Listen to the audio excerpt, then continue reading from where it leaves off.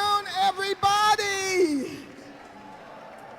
I am Reverend Dr. Pamela Coleman, and I am an active member of IRN and the People's Lobby.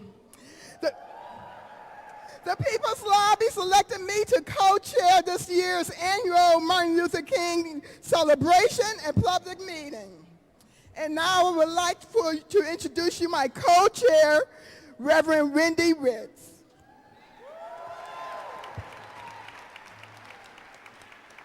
I am Reverend Wendy Witt, pastor at the First United Methodist Church at the Chicago Temple and a board member of IRN.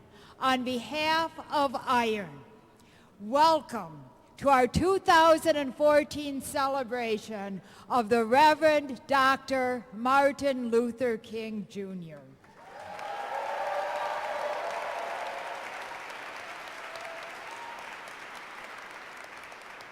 For our invocation this afternoon, I am proud and honored to introduce to you my bishop, Bishop Sally Dick, Bishop of the Northern Illinois Conference of the United Methodist Church. Bishop Dick.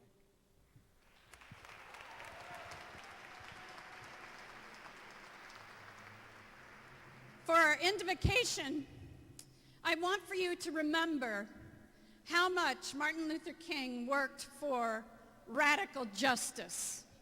And you are here to work for radical justice, economic justice, environmental justice, and racial justice.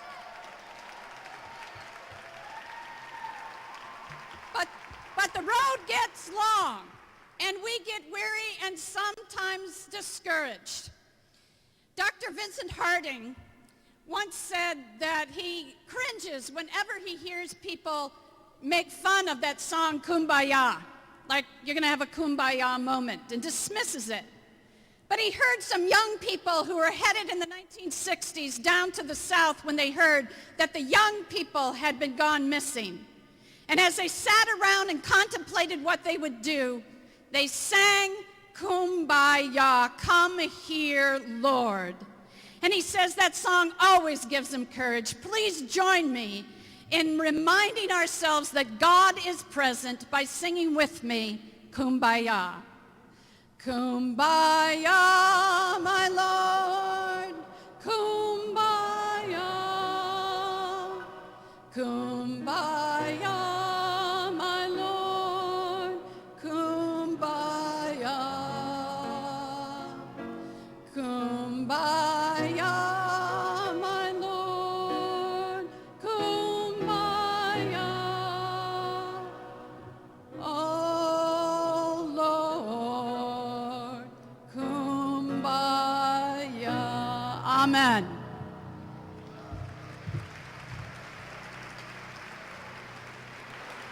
Thank you, Bishop Dick, for your strong and consistent commitment to social, racial, and economic justice. As we continue to gather today, we're a full house. Amen? Amen. Amen. So I have a favor to ask. If you are a young person who is seated down, could you please get up so that one of our elders may have your seat? And if you have coats taking up residency on the pews, can you tuck them down underneath?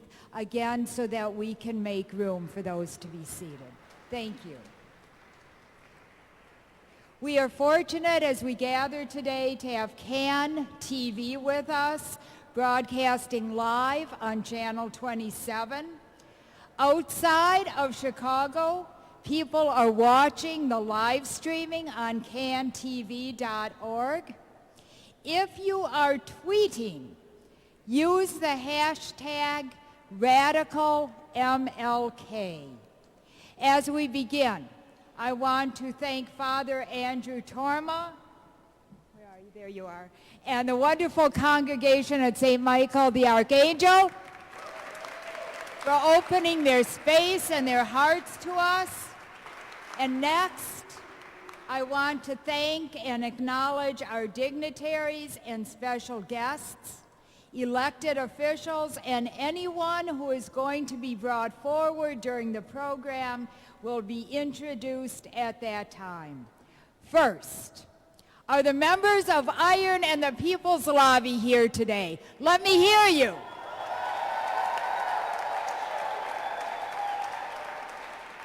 The People's Lobby is an individual membership organization. Iron consists of Seoul, Iron North, Iron Metro, the Iron Student Network, and the Northwest Indiana Federation. You can read about each of these organizations in your program. Iron and the People's Lobby are proud members of National People's Action, NPA, and we are proud to be hosting the first event of the year for NPA.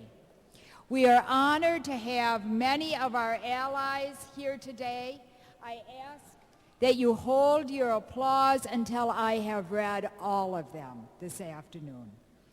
Jackie Algie, SEIU Healthcare, Illinois, Indiana. Reverend Jennifer Baskerville Burrows from the Episcopal Diocese of Chicago.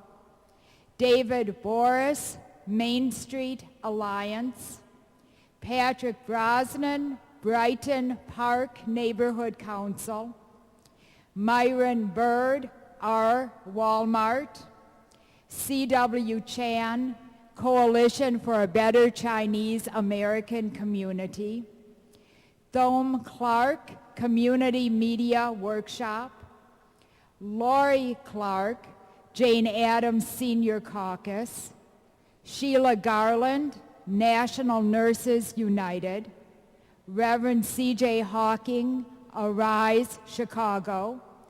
Grace Hu, the Woods Fund of Chicago. Dr. Randall Jelks, African American Studies, University of Kansas. Cheryl Johnson, People for Community Recovery. Jack Kelly, Chicago Area Peace Action.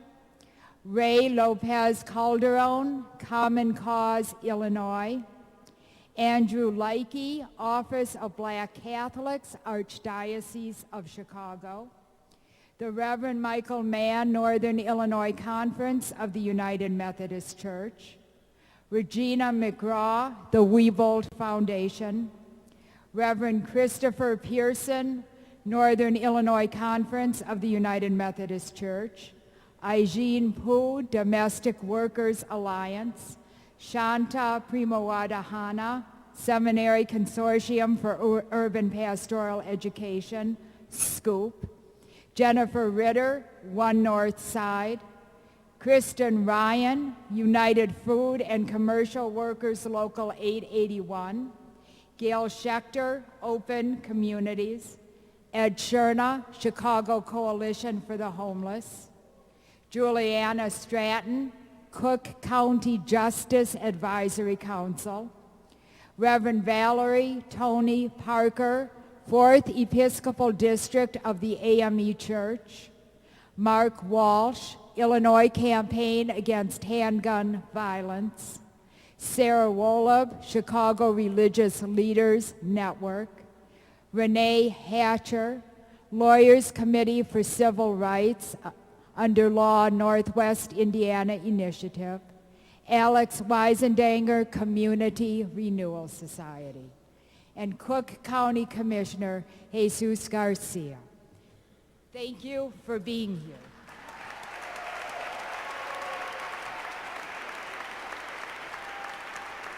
If you arrived late, we are sorry. We missed your name. Now, for everybody and everyone here, we want to thank you for being here and for the work you do throughout the year for justice. Thank you.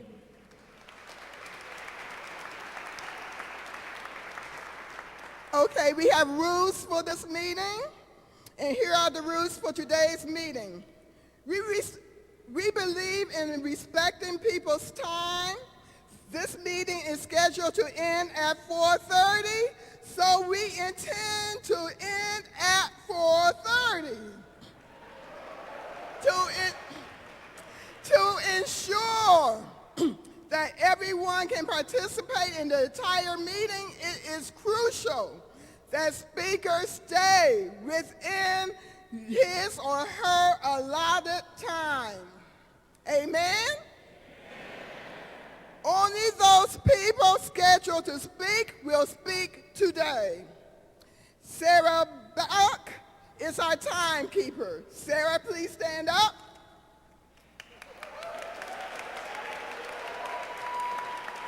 Sarah will hold up cards to inform the speakers when their time frame is up. Whoever is speaking at the time will only finish their sentence when she says stop.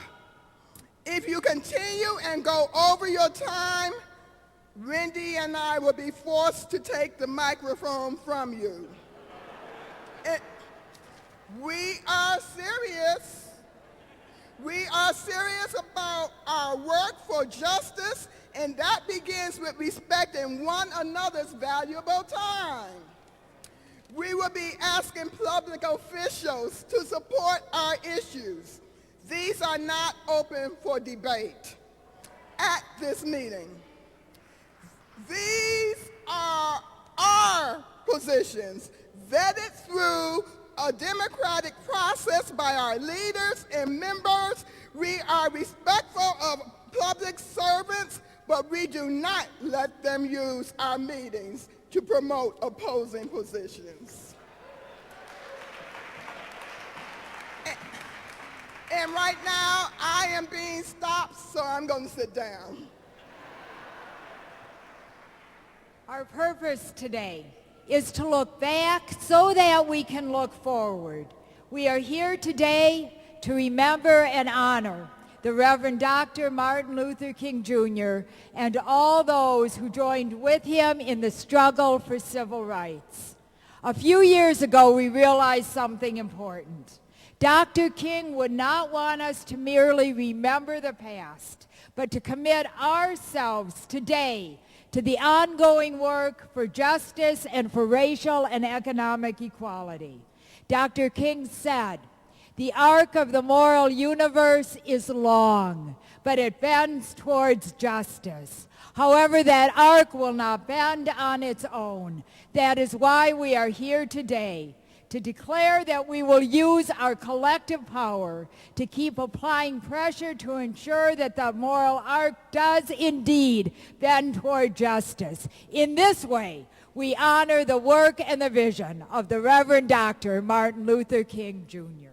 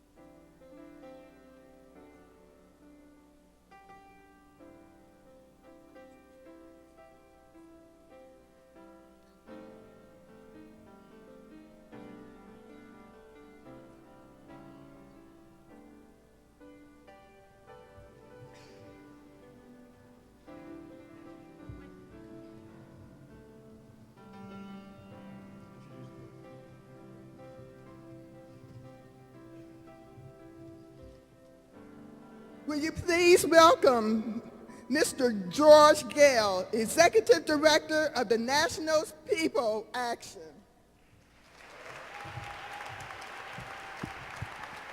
Good afternoon. Good afternoon. Where is the courage?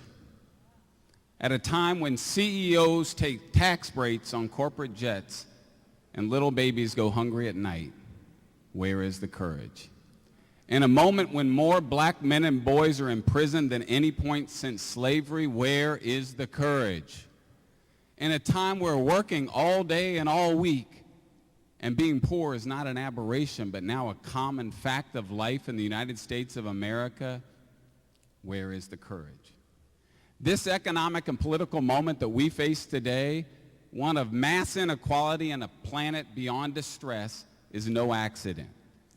It is the result of a masterful 40-year plan, hatched by corporate CEOs who were clear that for them to expand profit, they had to build power. Their agenda 40 years ago was simple: reduce wages and worker protections, cut taxes for corporations and the wealthy, deregulate industry, and privatize anything and everything. Those were their goals.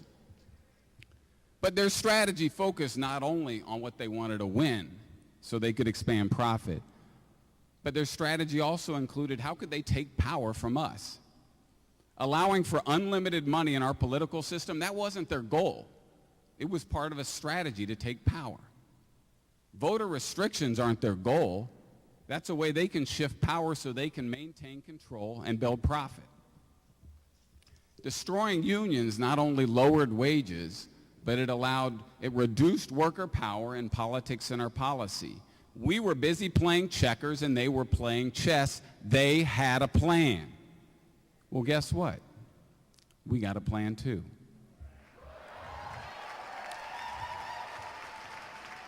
National People's Action, IRON, and community organizations from coast to coast spent a year building our long-term agenda to the new economy, our 40-year plan.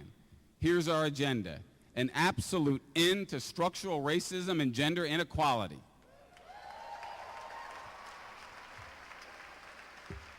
Everyday people will no longer be happy to have part of the economy. We want to be in control of the economy.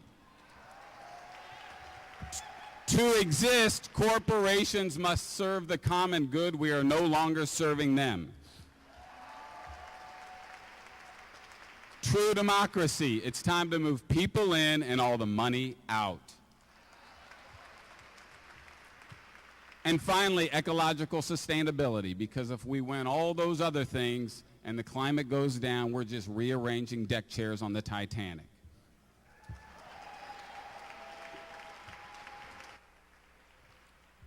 But then we agreed to move this agenda. We had to change. We had to refuse to let the dire nature of this moment lower our expectation of what's possible. Because if we do that, we've already lost. We've given them our ability to hope and dream. Second, we will not only focus on what we can win, we will focus on what we need to win. We are on a mission to transform what is possible. And to transform what's possible, we've got to shift the landscape. We agree we will no longer be absent the plan to control the landscape, the political and ideological landscape in this country. We will be powerful shapers in that landscape. And you know what? We can play chess too. Our strategy will include a series of moves to take power away from the greedy and hateful and move that power to people. We are no longer content being at the table. When we are done, everyday people will run the table.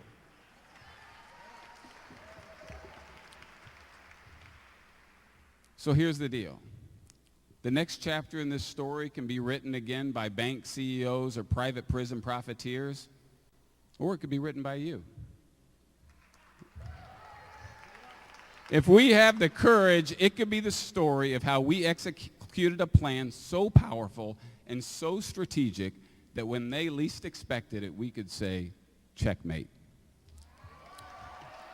And the title of this chapter could read, "We have seen the courage, and it's in Northwest Indiana. We have seen the courage, and it's on the north side of Chicago. It's in the Iron Student Network. It's in Seoul. It's in Iron.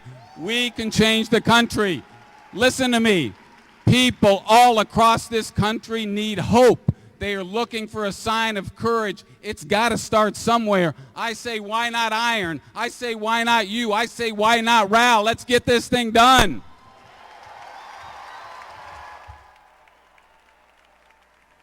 Walk room closets, that's where I was educated, and hallways. I had a hearing disability, and the elementary school I went to didn't know what to do with me. I lived in my home for more than 40 years before I entered a situation where I could no longer pay my mortgage. And I ended up with my home going into foreclosure. More and more people, tripling, quadrupling, coming to just my food pantry. The people who are being affected are, it's not just low-income people. You're now seeing it happen to the middle class. You're seeing it to students. I was going to do whatever it took to get to college, and whatever it took was signing a whole lot of paperwork that put me in a whole lot of debt. So many other people are struggling. 51% of college graduates are either un or underemployed.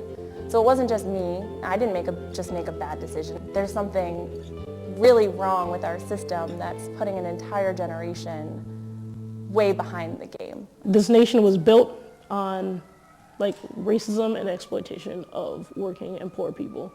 And that's still happening today. There is a small percentage of people in this country who have most of the wealth. And it's not because people aren't being productive and because folks like me aren't getting the right education. Wages have been stagnant for the majority of people. They have not gone up, even though the economy has kept growing in America. The middle class is just being destroyed, and there's a global race to the bottom. It's harder and harder for working people to make a living, raise a family. Fundamentally, the standard of living for Americans has changed. Job security has been completely lost. People's retirement is under attack. And then you look at the top 1% and they're just making off like bandits while the rest of us are fighting for crumbs. There has been no recovery. People talked about a recovery. There has been no recovery except for corporate profits, right? So corporations are eating up more and more of the economy, and they're just hoarding all of this wealth. The banks got bailed out, and we got sold out. In the political system, corporations have used their concentration of wealth to gain enormous concentration of political power, which they then use to rig the whole system in their favor. A set of corporate CEOs and their political operatives and their trade associations developed a plan. They had a long-term agenda, and that agenda was around how did they take control of government, lower taxes for the wealthy and raise them on everybody else, privatize everything in sight, and deregulate everything possible. And they methodically worked that plan over 40 years, and that gave us the economy we have today. We don't really have this system necessarily of one voice, one vote when money is effectively becoming a form of speech. The power of people has been relatively reduced, right? When you look at the Citizens United decision and how that allows corporations to have kind of unlimited influence on elections. And people say, well, you got corporations on one side, unions on the other, but the scale there is not even. You've got folks who have a lot more money, a lot more capital, able to have an outsized effect on elections. And at the same time, they're abusing that money to change the rules. And that's not the way democracy is supposed to look. It's not supposed to look like wealthy people and wealthy corporations running a place where only a few people have those resources and most people are suffering. And let's be clear, corporate CEOs and the corporate sector and Wall Street are the opposition to everyday people right now. We've got to reclaim our political system. We actually have to figure out how to get people in and money out. If we start to get some of the money out of the system, we get in a situation where there's more balance between those who have the kind of capital to express themselves in that way and the everyday person who doesn't necessarily have it. Right now, in the state of Illinois, 2/3 of corporations are not paying taxes. If you think about it, some of our bigger players, some of our richer folks, some of our bigger companies and corporations, they use public roads to get their goods to and from market. They use our public infrastructure. Their workers are educated in our public schools. So en masse, those are actually folks who are using significant amounts of government resources. We've been working on a campaign to just see who is actually paying taxes. If 2/3 of corporations are not paying taxes, and at the same time, we're cutting funding for schools, for healthcare, for roads. I do believe that the schools don't have enough resources, and that's definitely because the corporations do not pay their fair share. Something needs to be done about that. And someone needs to call out these corporations because that money needs to come back to our communities. We have to get rid of this core idea that we're operating on, that only markets and profits can solve problems, that the market is a solution to every problem. The market and profits are not the solution to whether people have health care or don't have health care. The market is not a solution to whether you should have education or not have education. Profit is not the right answer to whether you remain free or you're incarcerated in a prison. Profit will not get us to a place where we do all the major interventions that we need to do to save the environment that's threatened right now by global climate change. We have to attend to the common good. We have to invest in people. I'm fed up with the systems that are making money off of people hurting. You're not a progressive if you don't support working people over corporate profits. We have to be willing to take out popular politicians who don't serve our interests. The ultra-rich and corporations have been waging class war against the vast majority of us for decades. But you know, they only call it class war when we fight back. We have to fight back against this. We have to be in this fight, not to just keep going, but to survive. Oh yeah, I am willing to fight. I have a whole lot of fight in me.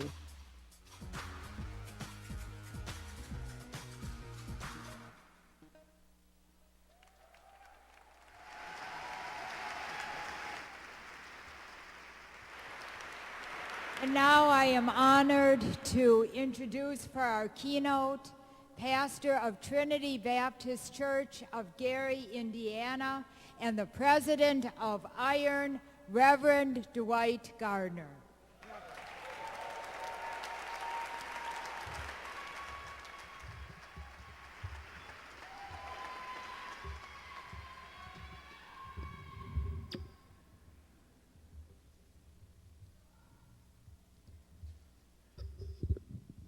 Good afternoon.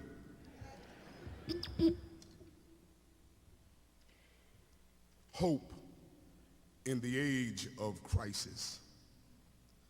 For our Bible readers, our reference text for this discussion can be found in the book of Ezekiel, chapter 37, verses 1 through 10, known to some as dry bones in the valley. Today and tomorrow, there will be thousands of celebrations of Reverend Dr. Martin Luther King. We too join in celebrating the tremendous accomplishments of Dr. King and the civil rights movement. As bad as things are today, they are magnitudes better because of his life, his work, and his sacrifice. When we remember and celebrate Dr. King, we also celebrate the thousands of less famous and even perhaps unknown who toiled with him in the struggle.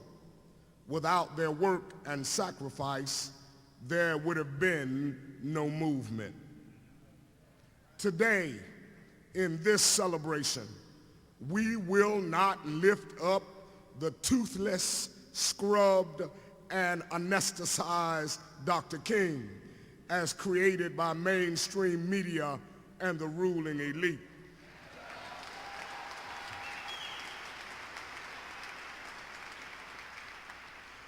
But we will uncover the real Reverend Dr. Martin Luther King and his vision for economic equality. In 1963, during the March on Washington, Dr. King gave an address that included a short section about a dream.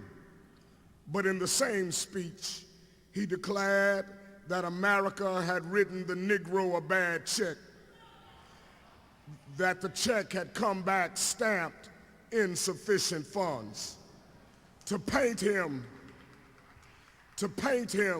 with only the hope that we could all just get along does his legacy a disservice and confuses Dr. King with Rodney King.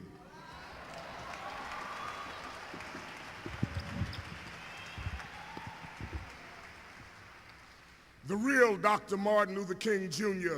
should not only be celebrated, but the celebration should inspire us to resume the work for which he lived and died.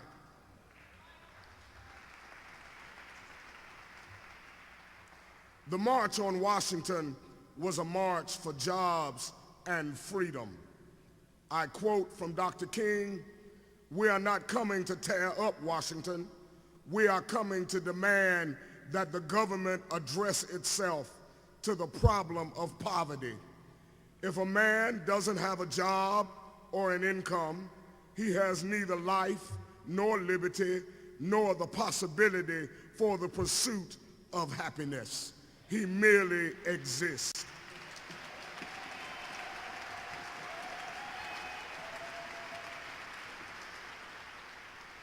Dr. King had a dream, and the dream had a fundamental economic component to it. He was talking about jobs and income. Though written in the vernacular of his age, using words like Negro and slum instead of African American or urban core, Dr. King's statements ring as true today as they did when he spoke them some decades ago. And again, I quote, "You can talk about solving the problem of the Negro. You can't talk about solving the problem of the Negro without talking about billions of dollars. You can't talk about ending the slums without first saying profit must be taken out of the slums. And when you do that, you are really tampering and getting into dangerous ground. You are messing with captains of industry. Now, this means that we are treading in difficult water, because it really means that we are saying that something is wrong with capitalism.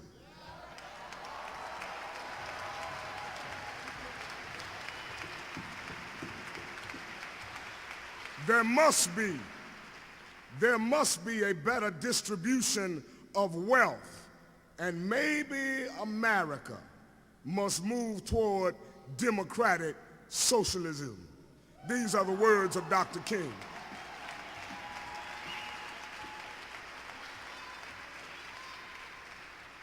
So to be perfectly clear, in case you wandered into the wrong MLK celebration, that is the Reverend Dr. Martin Luther King Jr.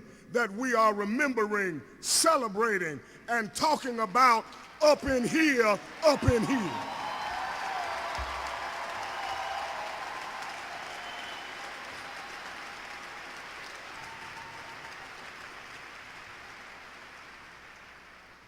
Dr. King understood, as we must understand, that formal and legal prohibitions against segregation and racism did not and do not end racism. Why?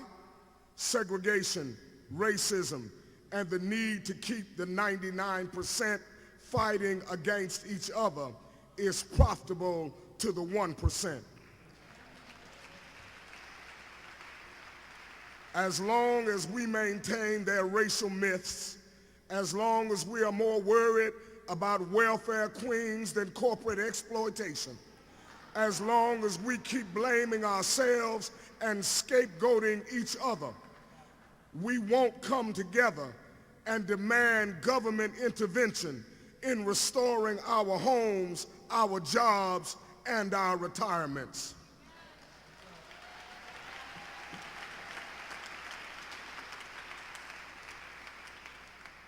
Racism is a tool of economic domination.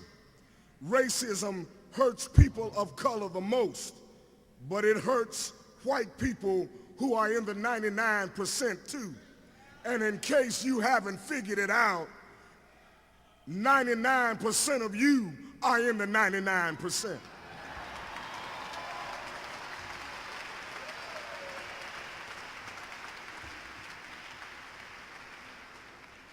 Remember Dr. King's quote, if you don't take the profit out of the slums, you will never end the slums. That idea becomes truly dangerous because when we can identify our problem as systems of property and profit and the inequality they create, we can move from being divided and conquered to a position of solidarity and great power.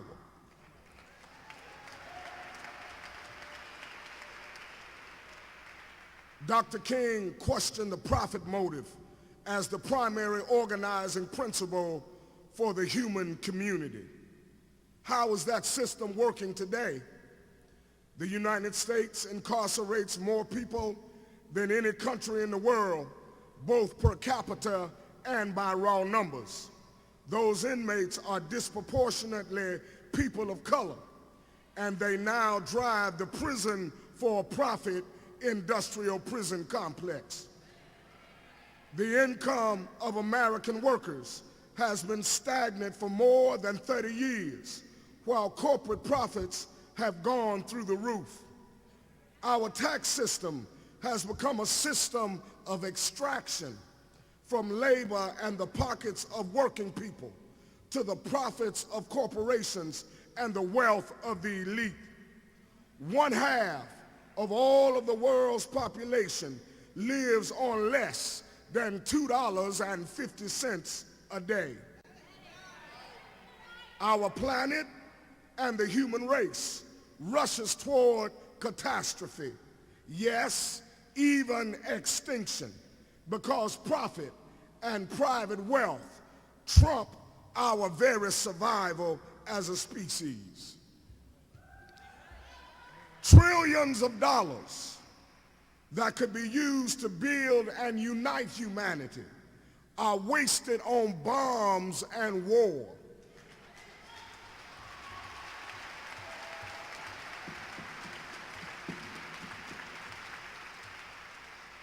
It is done because deadly force is required to maintain this global system of profit no matter the cost. This system is evil because it serves God with a small g at the expense of creation and 99% of the human race.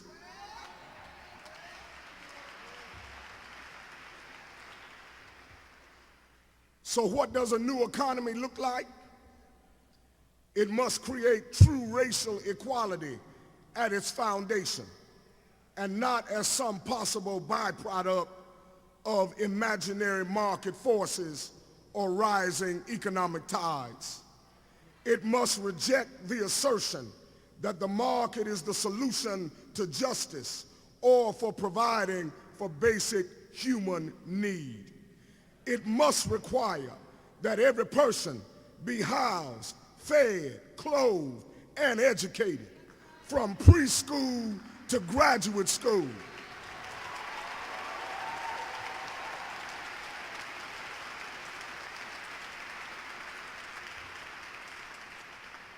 It requires universal health care.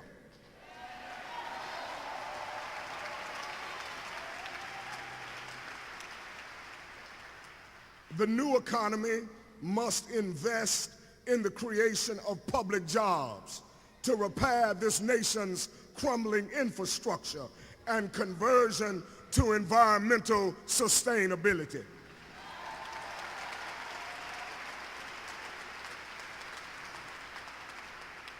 Our youth must be educated, and our elderly must be cared for.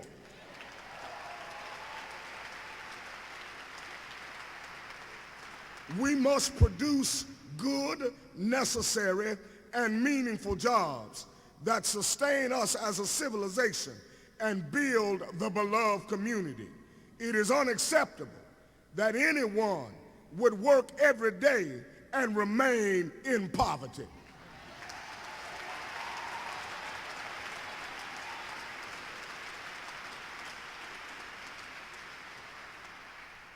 Today, Wall Street and the concentrated power of the banking industry serve no one but themselves. We must seriously look into public banking that is accountable to the people.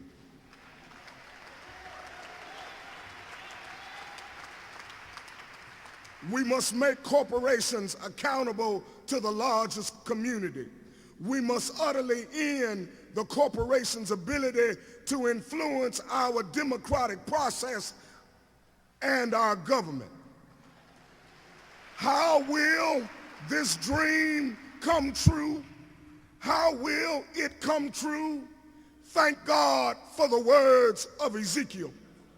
The Lord commanded Ezekiel, speak to the four winds.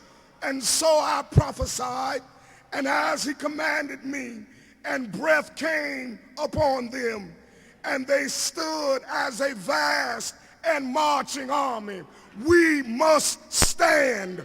We must stand together. Sly Stone said it best.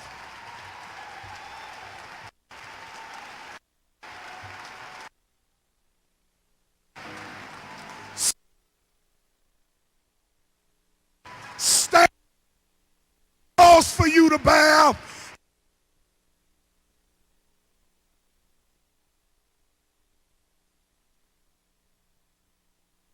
And increase.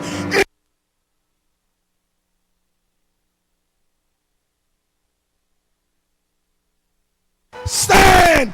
We must stand.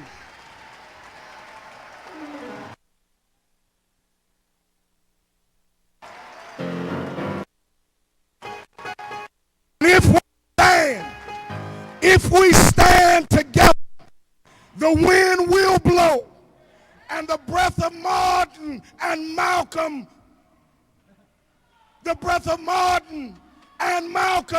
and Mandela will fill our sails, and we will set ourselves free.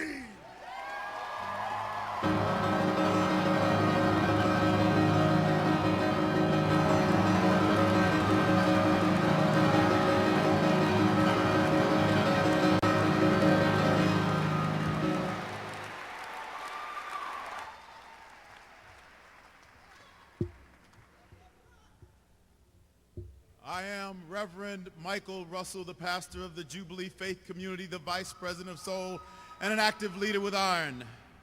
Sisters and brothers, Reverend Gardner has made it plain, but let me make it clear. To build a beloved community, we must invest. To gain our liberation, we must step up and pay the cost. Dr. King said, we, the disinherited of this land, we who have been oppressed so long, are tired of going through the long night of captivity. And now we are reaching out for the daybreak of freedom and justice and equality. But freedom and justice costs. And no one is going to fund our liberation for us but us. The cost is our time, our talents, and our treasures. And now it is time to talk treasures. Would the ushers come down and come forward to prepare for the collection? There are pens in the pews, and if you need a pen, ask an usher or ask your neighbor. As many of you already know, we have asked everyone that is here today to contribute $100 to this work. I am here to tell you how you can do that and more. You can give either in a lump sum or a monthly pledge. Place your cash, your check, or your credit card information in the envelope that's in your program, or get one from an usher. Checks should be made out to either the People's Lobby or Iron with 2 eyes. And please, check the organization that you want to be credited with this contribution. To pledge, use the envelope and give your check or your credit card information. Your credit card information will be destroyed as soon as it is entered. All your gifts can either be monthly or one-time payments. The envelopes looks like this, and my check is already in it. Is anybody else's? Is anybody else's? It's your turn. as you get started preparing to invest in our liberation, let me read to you a few of the things that will happen with your money. $1,000 will rent a bus for 50 leaders to go to Springfield and talk to elected officials about corporate tax transparency, protecting us from fracking or fighting mass incarceration. So who among us is ready to sponsor a trip to Springfield and give $1,000? I want you to raise your envelope, and I want you to stand up and be counted right now. Stand up, stand up. $500 will send one leader to our week-long leadership training. Who's ready to grow up leaders? Who's ready to give $500? Stand up. Lift up your envelope if you're able. $200 will pay for one of the buses that brought some of you people here today. Who's ready to give $200 and make this movement mobile for justice? Stand up. I want all of you on your feet. $100 will pay for the copies of materials that our leaders hand out to legislators on city council or state rally day. If you are giving at least $100, stand up and rise up that envelope right now. Oh, wait a minute. There's too many people in their seats in this house. I want everybody on their feet right now with their offering in hand. If you are ready to give, now is the time to stand up. The hundreds, anything, everything counts. Every dollar and every commitment makes a difference. So everyone, fill those envelopes, fill your hands, and stand up and be counted. Are you ready to be liberated? Are you ready to finance your own freedom? Then let's make some noise. We are a liberation nation, moving together as inheritors and builders of the beloved community, investing in the dream of King. It is a reality only if you make it so. Ushers, please, pass the baskets, take the collection, and gather the treasures. Right now, amen. In God's name, amen.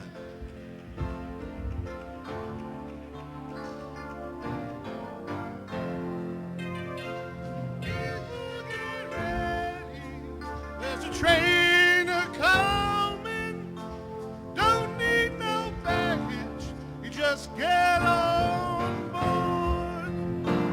All you need is faith to hear the diesels humming. Don't need no ticket, you just thank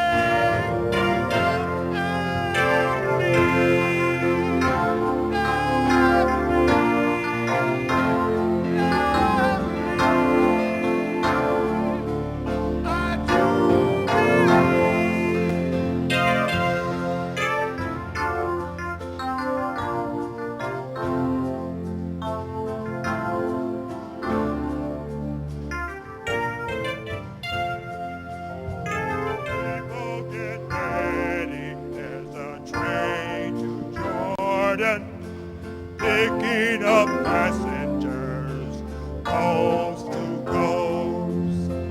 Faith is the key.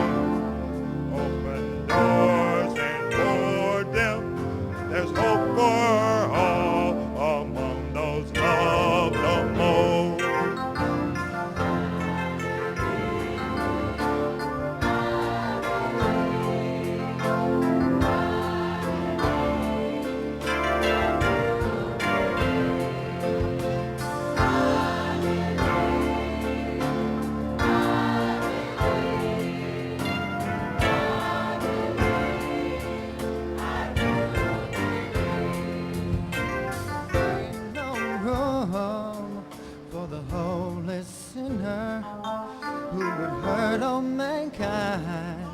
Just to save his own. Having pity on those whose chances grow thinner, for there is no hiding place against the kingdom's throne.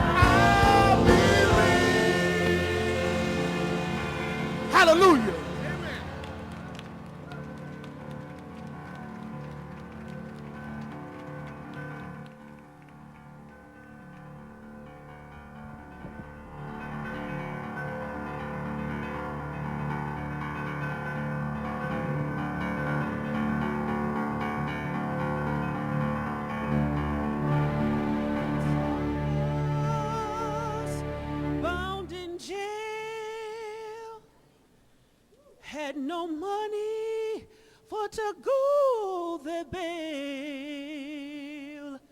Keep your eyes on the prize.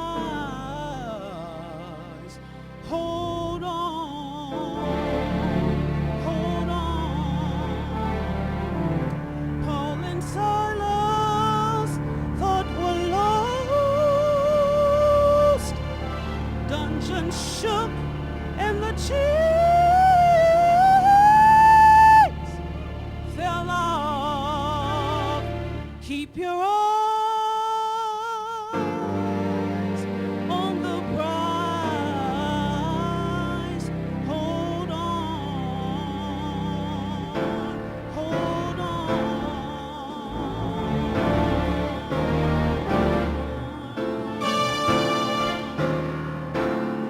Freedom's name is mighty and sweet, and soon we're gonna meet.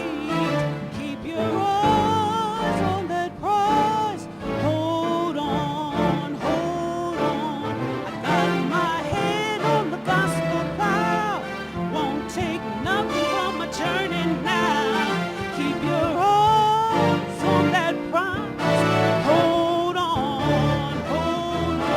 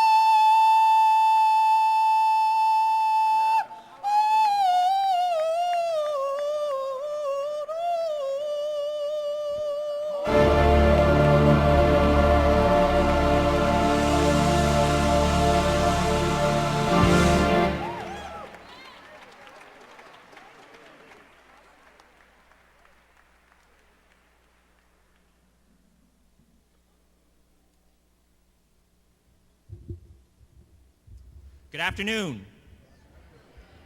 My name is Toby Chow, and I am a leader in Soul and Iron.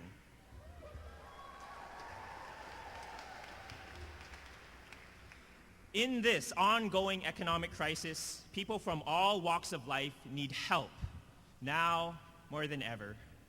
But instead, we face budget cuts that are driving people deeper and deeper into poverty and destroying the remnants of the middle class.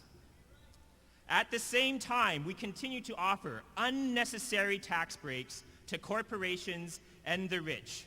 As a result, we are increasingly turning into a society which, in the words of Dr. King, takes necessities away from the many to give luxuries to the few.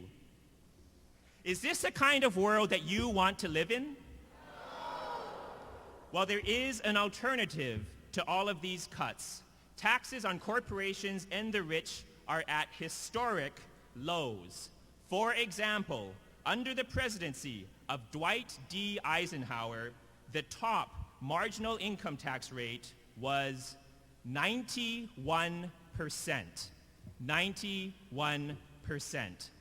I think that we could learn a thing or two from that Republican president.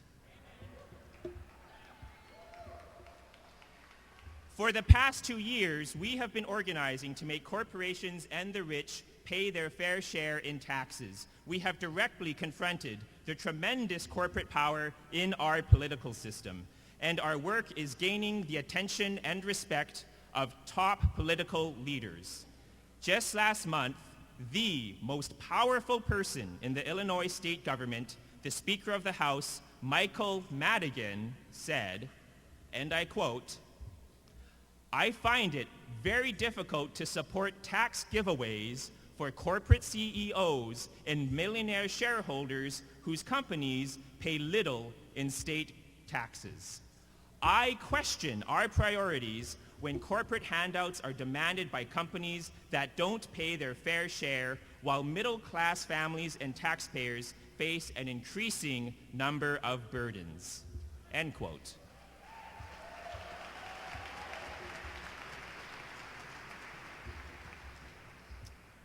Then, because of our work and others, the legislature refused to give a multi-million-dollar tax break to Archer Daniels Midland.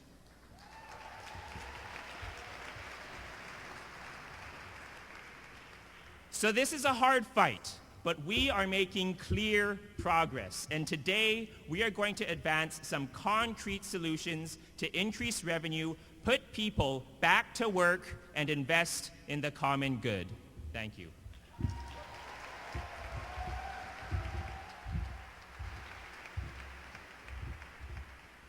My name is Elliot Zashin. I'm a member of Iron North and the People's Lobby. Will the members of the Illinois General Assembly please come forward? We have 3 demands. First, the Illinois Corporate Responsibility and Tax Disclosure Act, House Bill 3627, requires publicly traded corporations in Illinois to disclose information about their corporate income tax returns. We know that 2/3 of corporations in Illinois pay no corporate income tax, but no one knows which corporations don't pay and why they don't pay. House Majority Leader Barbara Flynn Curry has introduced this bill, which has 22 co-sponsors. Second, House Bill 390 is an amendment to the Illinois Income Tax Act that closes 3 unnecessary corporate tax loopholes and will bring in an additional $445 million in revenue. Representative Will Davis introduced this bill, which has 27 co-sponsors. Third, the Illinois Constitution currently requires a flat income tax. Poor and working families pay the same share of their income in taxes as the wealthy. Resolutions in both the House and Senate call for voter referendums to amend the Constitution and permit a fair tax that applies higher rates to wealthier people and creates added revenue for the state. I'm asking our representatives, will you support and vote for these 3 initiatives to create corporate tax disclosure, close corporate tax loopholes, and provide for graduated income tax in Illinois? House Majority Leader Barbara Flynn Curry. Yes. Everyone wants. Representative Marcus Evans. Yes. Representative Will Davis. Yes. Representative Robin Gable. Yes. Representative Christian Mitchell. Yes. Representative Curry will now have 2 minutes to address this assembly. Thank you very much, and thank you all for being here. We are not just celebrating the Reverend Dr. Martin Luther King Jr. We are taking his agenda, we are making it our own, and we are making sure that it is the agenda that will work for our families, for our children, and for our grandchildren. People describe the idea of economic justice, fair play, as radical. I do not think it is radical to say that the worker should be given a wage that befits the work that worker performed.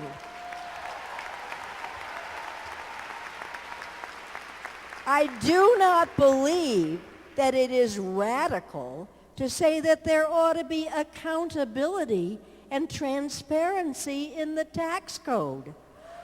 I don't think it's radical to say we should know who pays taxes and who does not, especially when we know that 2/3 of the corporations in this state pay zero income tax. Transparency and accountability, you have to start there. And once we know who is doing his fair share and who is not doing his fair share, then we can act. We can bring fairness to lower income Illinoisans, we can bring jobs, we can bring fair play, and we can end racism. You are here to do God's work, Martin Luther King Jr.'s work. Thank you. I'll see you on the campaign trail, and I'll see you in Springfield.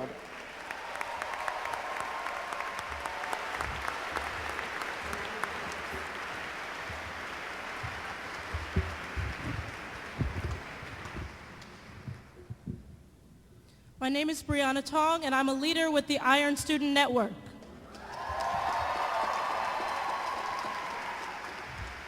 Will members of the Chicago City Council please come forward?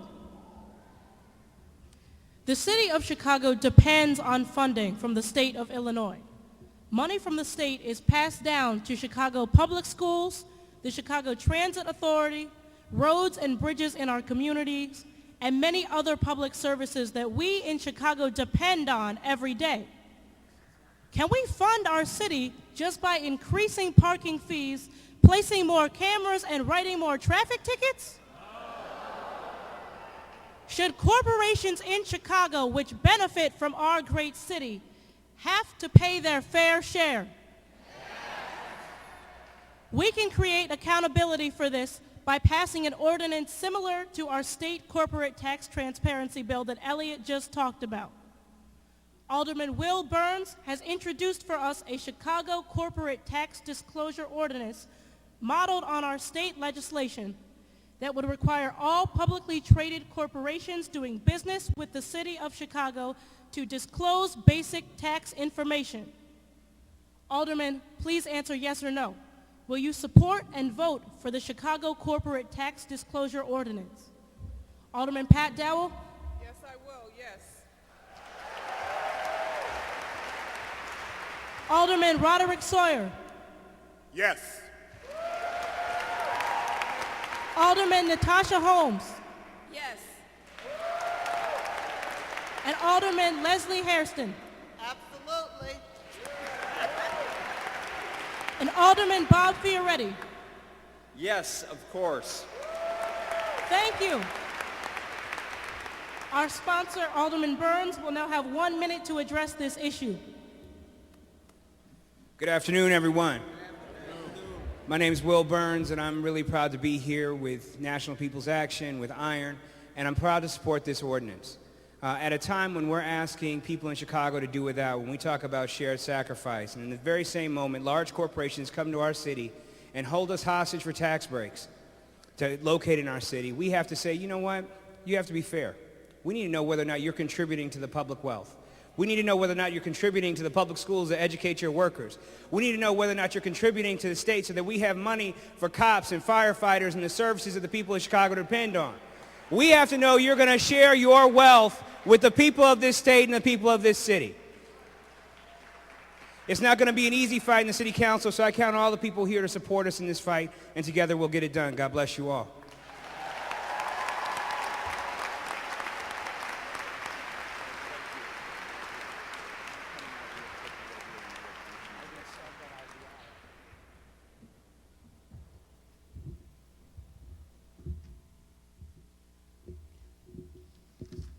Good afternoon.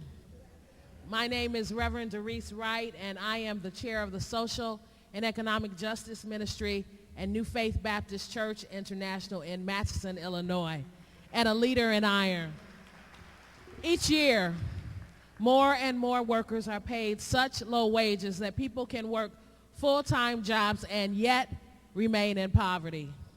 Moreover, these folks end up being forced to rely on government safety net programs like Medicaid and food stamps or going to the emergency room for health care. One Walmart store in Ohio organized a food drive for their own employees who are so poor they can't even afford the food that Walmart sells. So while these big and highly profitable companies are paying less and less taxes, they are also benefiting from public subsidies for their workers who can't make ends meet. Meanwhile, 6 members of the Walton family collectively own more than 42% of the entire American population. More wealth. More and more of this workplace unfairness is being subsidized by taxpayers with no demand for wage and benefit standards placed on corporations in return for public money. More and more corporations are getting direct public subsidies from our tax dollars while denying many of their workers a living wage. Dr. King said in 1966 that a living wage should be the right of all working Americans. On this day, as we look at the economic landscape in 2014, we see the least of these bearing the brunt and the fallout of reckless corporate behavior. We see everyday taxpayers subsidizing the profits of the 1% at the expense of all of us. On Thursday evenings at my church, we become a shelter for the homeless in the South suburbs. An overwhelming number of our guests get up in the morning and leave the shelter to go to work every day, working yet homeless. If we are to honor the legacy of Dr. King, we must stand up and say, that ain't right. It's time for a living wage.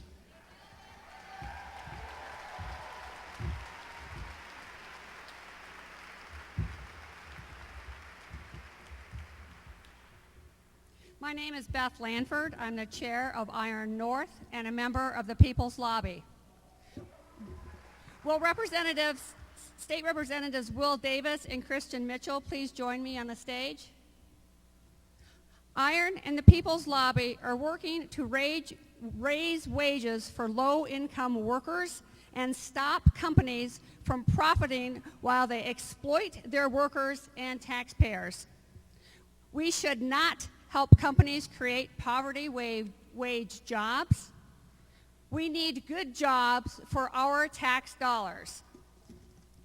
Representative Christian Mitchell and Representative Will Davis, will you work with us to introduce legislation requiring companies receiving state subsidies such as EDGE credits to pay their workers a living wage?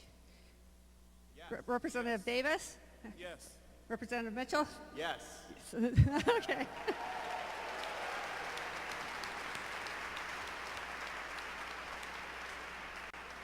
Thank you for supporting working people. You may each address the assembly for 1 minute. God bless you all. It is indeed an honor and a pleasure to be here. I'm Will Davis, and that's Christian Mitchell. Just make sure everybody doesn't get us mixed up. Again, it's an honor to be here today to celebrate the legacy of Dr. King, but not so much just him as a person, but also what he stood for. When we think about when we spend our state dollars and the fact that we are not in any way getting the bang for our buck as we are spending our dollars, it's incumbent upon not only this room of individuals, but everyone that you can reach. In the church, we often say, each one, reach one.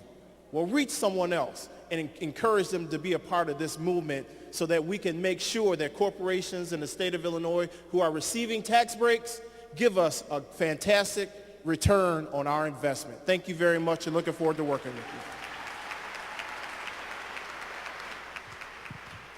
Good afternoon, everyone. I am, as always, honored to be here and feel like I've come home. This bill is about fairness. This is about doing what's right. We've reached a point where not only are corporations not, two-thirds of corporations not paying any taxes, they are now saying, let us keep our employee withholding. So the money that we're keeping from our employees to pay taxes, we want to keep that too, even though we're not paying our fair share. So what we're saying with this bill is, if we're going to invest in you, as we've invested in the schools that educate your workers, the roads that you use to get your goods to and from market, we want to make sure that you are reinvesting in your people and that we are making a real return on our investment, because this is spending policy.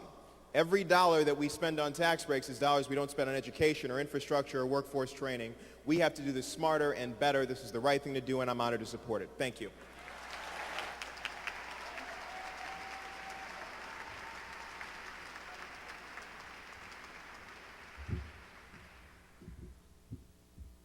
Will Alderman Holmes please join me on stage? I'm Joyce Coffey, representing the Coalition for a Lakeside CBA, or Community Benefits Agreement. We are a close ally of Iron. Lakeside development is taking place on the old U.S. Steel site just east of us. It is the biggest development in the region, and once completed, will be twice the size of the Loop. Lakeside is due to receive over $184 million in our public funds. And listen to this, it will create over 100,000 jobs. Proud steelworkers built this church with steel donated from U.S. Steel. Steel mills employed thousands of people in union jobs with good wages. That era has now closed. But we have an opportunity to develop a new era, a better era. Our coalition asks, shouldn't a development that receives public funds offer living wage jobs with benefits and ensure workers' rights? Shouldn't it benefit neighborhood residents? Iron in the People's Lobby, what do you say? Alderman Holmes is an alderman for one of the wards where the development takes place. Alderman Holmes, please answer yes or no. Will you support our coalition's efforts to get a community benefits agreement that ensures good jobs for local residents, ensures training and educational partnerships so that residents can qualify for those jobs, provides affordable housing, and extends tax benefits to longtime residents? And will you and your staff meet with our coalition quarterly to develop a CBA for lakeside development? Alderman Holmes? Yes. Thank you for supporting our CBA. You may have 1 minute to address this assembly. Good afternoon. It's definitely a pleasure to be here in honor of Dr. King and what he fought for and what we are still trying to do today. The Lakeside development is obviously a great opportunity not only for the 7th Ward, the 10th Ward, but more importantly for the city of Chicago and the nation as a whole. It is the last 10 miles of undeveloped property along Lake Michigan in the whole United States. And supporting an agreement that will include both the city, agencies, as well as developers, but more importantly, the community, in making sure that we are meeting the needs of the future, but more importantly, meeting the needs of the people who live here now. So thank you so much for inviting me out, and I look forward to working with the Southeast Coalition as we develop the Community Benefits Agreement.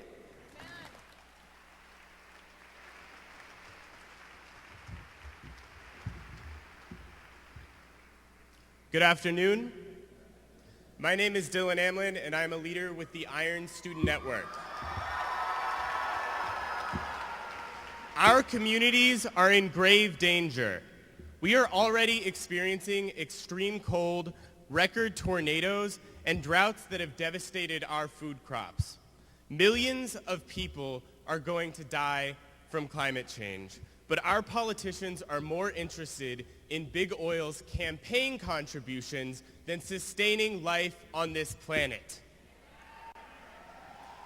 Are you ready to fight back? Iron, the People's Lobby, and the Illinois Sierra Club have a radical vision for saving our planet, starting right here in Illinois. We can solve the unemployment crisis and the climate crisis together by investing in green jobs and renewable energy instead of industries that are killing our communities.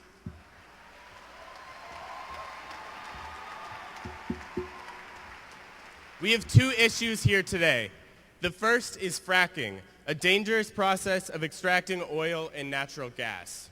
Last spring, a bill was passed to provide safeguards for the people of Illinois from the dangers of fracking. But when the Illinois Department of Natural Resources rushed out the rules this fall, those safeguards were weakened or entirely ignored. For example, radioactive wastewater can sit in open pits, allowing cancer-causing chemicals to seep into our groundwater. Companies are not required to shut down even after they cause multiple earthquakes. And when we get sick from fracking chemicals, healthcare workers won't be able to treat us without signing a gag order to keep the chemical blend a trade secret. Finally, the fines when big oil breaks these rules can be as low as $50. That's less than a parking ticket. In outrage over these rules, the people of Illinois packed public hearings across the state, and I'm proud to announce that our coalition submitted an estimated 30,000 public comments. ID&R is still counting them. Today, we are taking back our democracy and demanding policy that puts people before industry profit. We've identified a long list of problems with these rules called the Dirty 30, and we are demanding that Governor Quinn make sure that they are changed.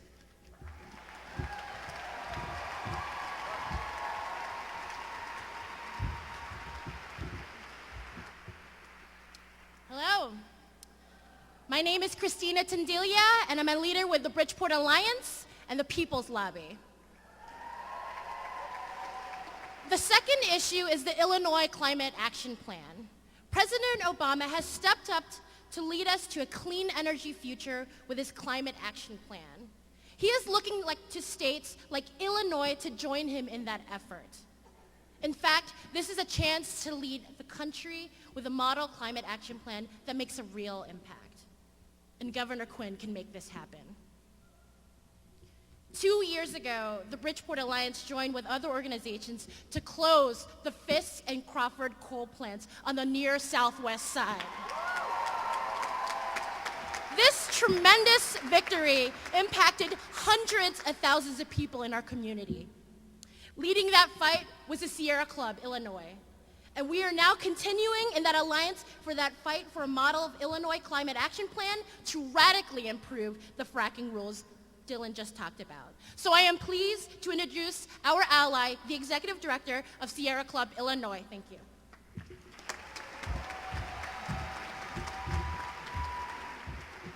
Thank you. I and all the Sierra Club members with us here today are proud to be here and proud to partner with all of you to move Illinois to a clean energy future. You see, we know that global climate change is a real threat to each and every one of us. And we also know that if we move to cleaner energy technologies, not only can we save the planet, but we can bring good jobs to the communities that need them most. When we weatherize our homes, we're giving pathways out of poverty to need them, and we're lessening our dependence on fossil fuels. When we harness the power of the sun and the wind, we're cutting the pollution that causes asthma and creating good jobs. But we know we cannot do these things alone. We are stronger together, and we know that by working together, we can win this struggle for justice and for survival. That by working together with Iron and the People's Lobby, the Sierra Club, and everyone who wants to join us can win this battle for a clean energy future. Thank you.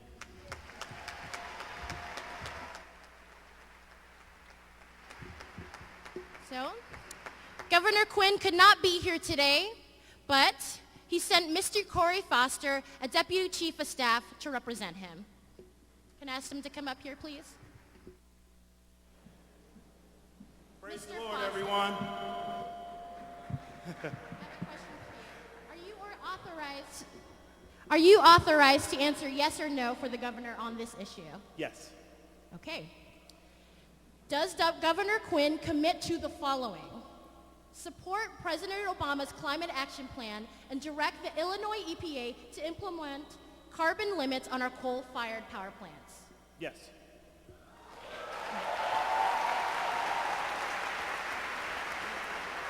Create jobs and reduce emissions by directing state agencies to support meeting or exceeding our state goal of getting 25% of our energy from clean, renewable energy by 2025. Yes. Carry out the legislative intent and funding for urban weatherization. Absolutely. Direct the Illinois Department of Natural Resources to strengthen their proposed rules regulating high-volume horizontal fracturing, specifically addressing the Dirty 30 list presented by Fair Economy Illinois and Sierra Club.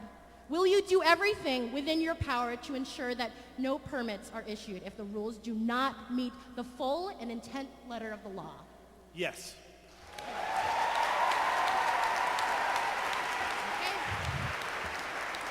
You have 1 minute to speak, Mr. Foster. Thank you. Thank you, everyone. On behalf of Governor Quinn, I just want to say thank you for this opportunity to partner with you in this coalition. As you know, the governor has a long-standing and been laboring in the vineyard for a number of years for clean energy, as well as he was one of the founding members of the Citizens Utility Board. So he absolutely believes in this mission and is very committed to ensuring that our local offices, as it relates to our state agencies, such as the Department of Natural Resources, the Department of Commerce and Economic Opportunity, as well as EPA, work collaboratively with IRON, as well as the People's Lobby, as we continue to move this great state forward. Thank you.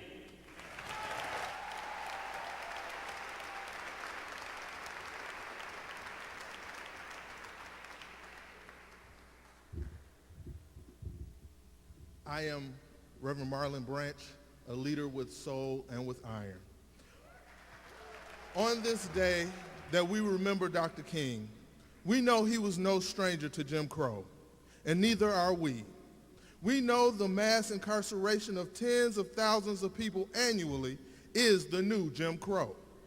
We know that, like a thief in the night, the criminal justice system is responsible for robbing our communities of its greatest resources, its people.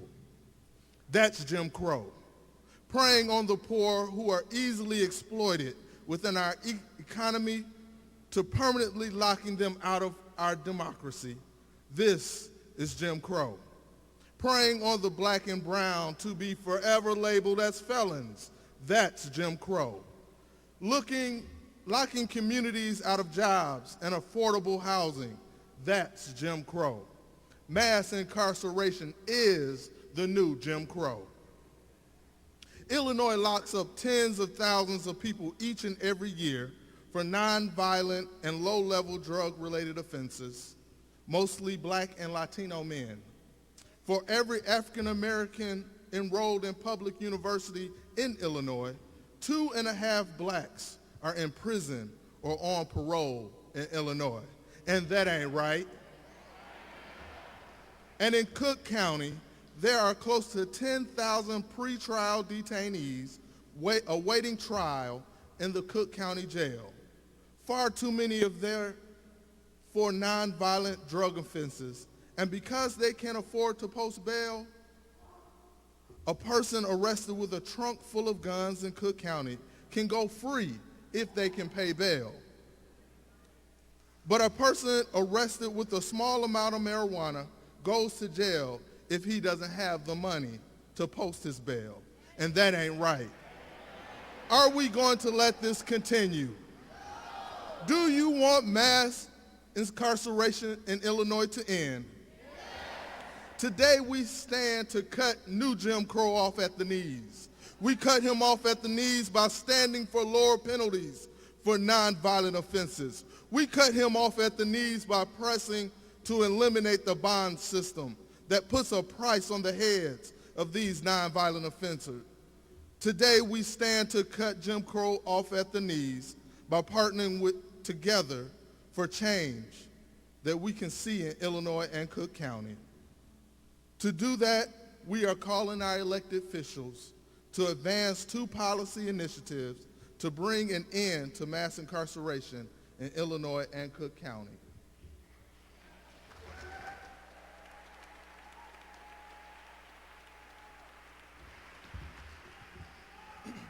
My name is Gerson Ramirez, and I'm a leader with the Iron Student Network. I would like for Representative Christian Mitchell to come forward. Our task force is working with 2 public officials who have stepped up as champions against Jim Crow and to implement the reforms Reverend Branch talked about. First, Representative Christian Mitchell, do you commit to introduce legislation this session that will 1. Issue civil penalties as opposed to time in jail for people arrested for possession of small amounts of marijuana? 2. Expand electronic home monitoring for first-time nonviolent offenders? And 3. Allow for more eligibility and good behavior credits to reduce truth in sentencing for drug crimes to 65%. Yes.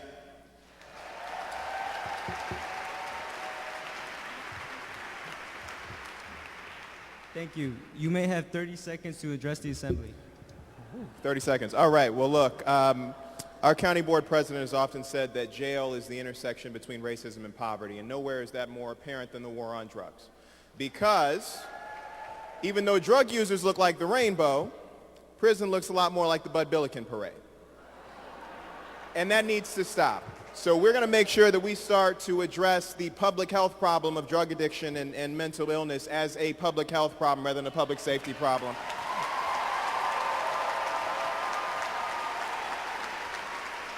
This won't be easy. This won't be easy, so clap now, but get ready to organize later. Thank you all so much.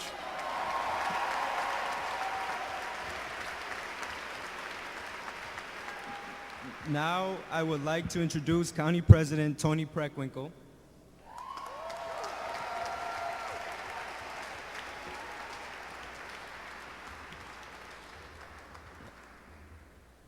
President Preckwinkle, will you commit to having your staff meet with us quarterly to assess progress regarding reforms in Cook County related to community-based alternatives to incarceration and effective use of pretrial service programs, and to work with Iron and the People's Lobby toward the shared goal of reducing the over-reliance on pretrial detention in the Cook County Jail for those charged with non-violent offenses? Please answer yes or no. Of course.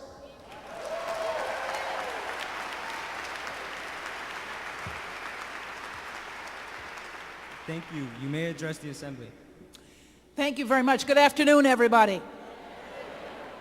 First, I would like to acknowledge Commissioner Stan Moore, stand up, and Commissioner Jesus Garcia, who I think are with us today. Thank you.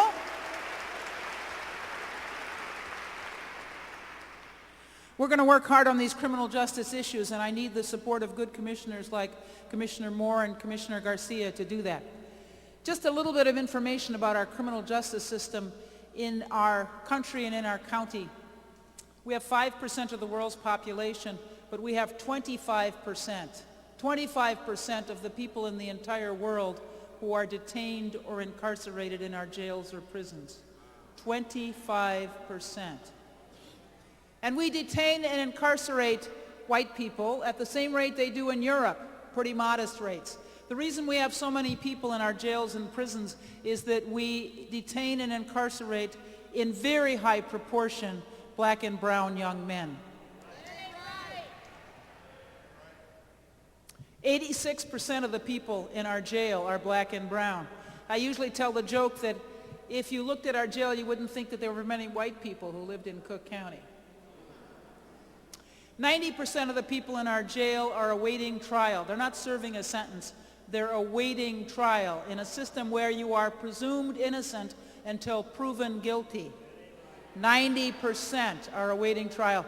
Of those who are awaiting trial, 70% are awaiting trial for non-violent offenses, low-level drug offenses, as Representative Mitchell referred to, shoplifting, prostitution, the things people do to get money for their drugs. driving under the influence, not paying your child support, nonviolent offenses. 70% of the people who are awaiting trial are awaiting trial for nonviolent offenses. We need to work hard to figure out alternatives to detention and to take things like possession of marijuana out of our criminal justice system.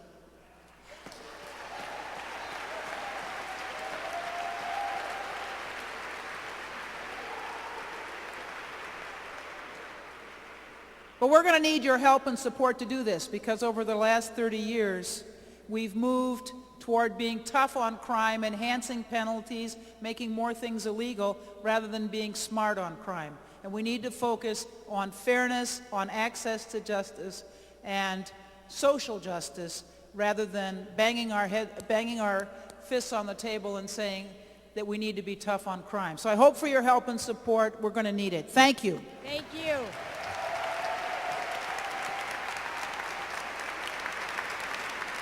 In my acknowledgments earlier, I missed to recognize Organizing Catholics for Justice with the Office for Peace and Justice of the Archdiocese of Chicago. We are grateful that you are here. My friends, we're running about 5 or 10 minutes late. Can you hang with us? All right, we've got important work to do. Good afternoon. My name is Brant Rosen. I am a leader in Iron North and rabbi of Jewish Reconstructionist Congregation in Evanston. What an inspiring day. Today we have challenged the dominant political narrative. Today we have declared the radical idea that racial and economic inequality is not acceptable, and that we will organize our people and our money to end it. We have done much today, but there is so much more to do. We, like Dr. King and those fighters of justice who have gone before us, must be ever present in our quest for justice. Please, take out this yellow commitment card. This card is your ticket to the fight. Please fill out this card completely and give it to the ushers as you leave. Do this. We need everyone in this room to be part of this movement. We again invite you to contribute to this work of liberation and justice. Ushers will also be accepting contribution envelopes. If you did not bring your contribution today, please contribute on one of our websites. In the words of Dr. Martin Luther King Jr., whose challenge resonates for us still, our revolution is much more than a struggle for civil rights. It is forcing America to face all its interrelated flaws: racism, poverty, militarism, and materialism. It is exposing evils that are rooted deeply in the whole structure of our society. It suggests that radical reconstruction of society itself is the real issue to be faced. Thank you all. We will end now with a benediction and a closing song. Reverend Tom.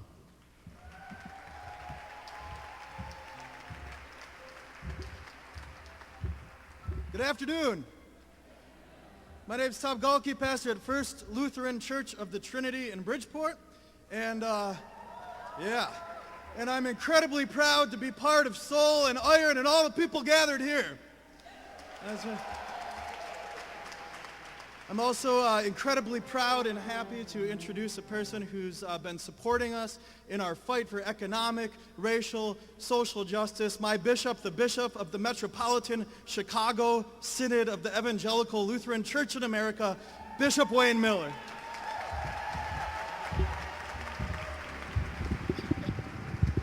Good afternoon. People, rise up. Rise up. That is a beautiful sight. Now I know you can sit down and I know you can stand up. But can you act? Because the long arc of the moral universe will not bend by itself. And into your hands has been placed the authority to bend the moral arc of the universe toward justice. So I get to send you out now to bend the ark. Bend the ark. Let us pray. God of the universe, God of justice, God of our lives and our hopes, God of our world, God of our future and our past. Bless these people who have gathered here today. Bless the passion and the energy and the courage that they bring into your service now. And as they go forward, I pray that you would bless them and keep them. Make your face shine on them and be gracious to them. Look upon them with favor and give them peace. And the people said, Amen.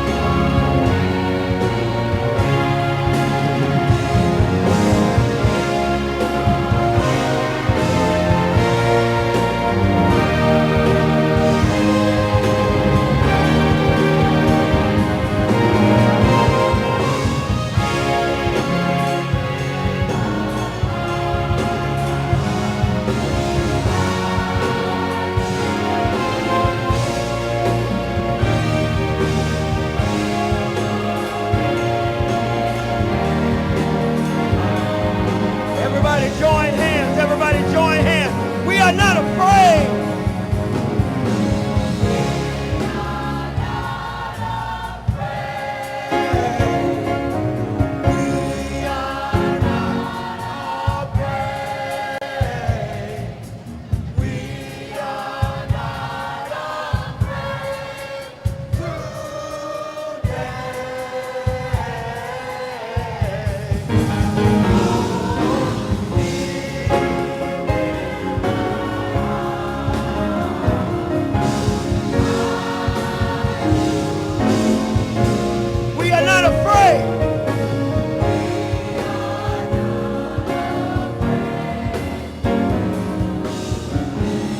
Somebody by the hand right now.